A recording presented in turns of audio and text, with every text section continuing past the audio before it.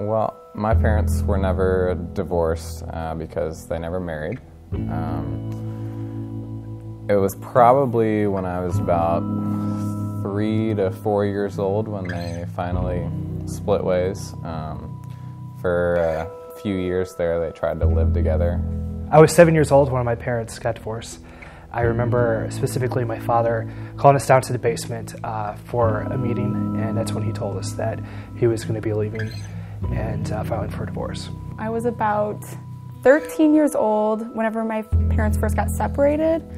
I remember being really, really, really angry and going into my room and just writing in my diary like, I just hate everything.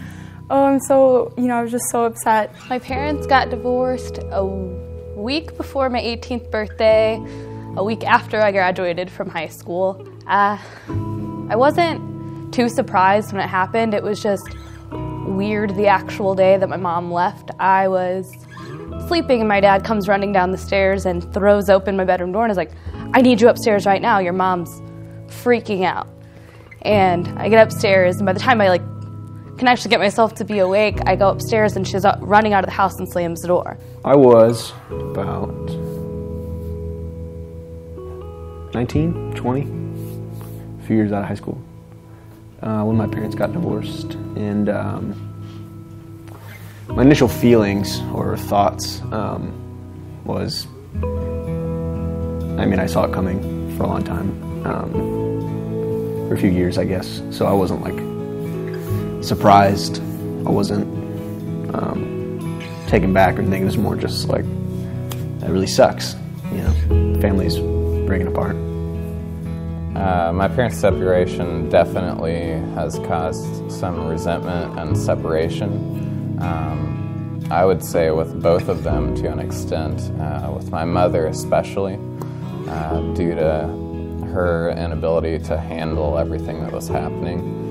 It instantly, as soon as I saw their relationship really go downhill, it instantly made me never want to get married, to simply avoid the risk of there ever being a failing marriage. Because if you don't get married, you don't have to worry about a divorce. If you don't trust people, you don't have to worry about them failing on that commitment. And for so long it did that, but now it sort of sets an example what I don't want to do, of what I don't want to see, and it changed my idea of marriage to really show me that it is about trying, and it's about trusting, and it's about committing to that person and making sacrifices, but for the right reasons. Now I am married, and I have a son, and the lessons that I've learned, or the anti-lessons that I've learned growing up from my own family, has really opened my eyes of how I need to be as a father and how I need to be as a husband. In my future marriage, what I see it being like is I want Christ to be the center of the marriage. It's been really helpful in me being a husband. Just my understanding of God as my father, and needing that perfect father. It's helped me. I still suck as a husband. I'm definitely not perfect. And honestly, what's cool is my wife looks at me pretty much the same way that I look at my father.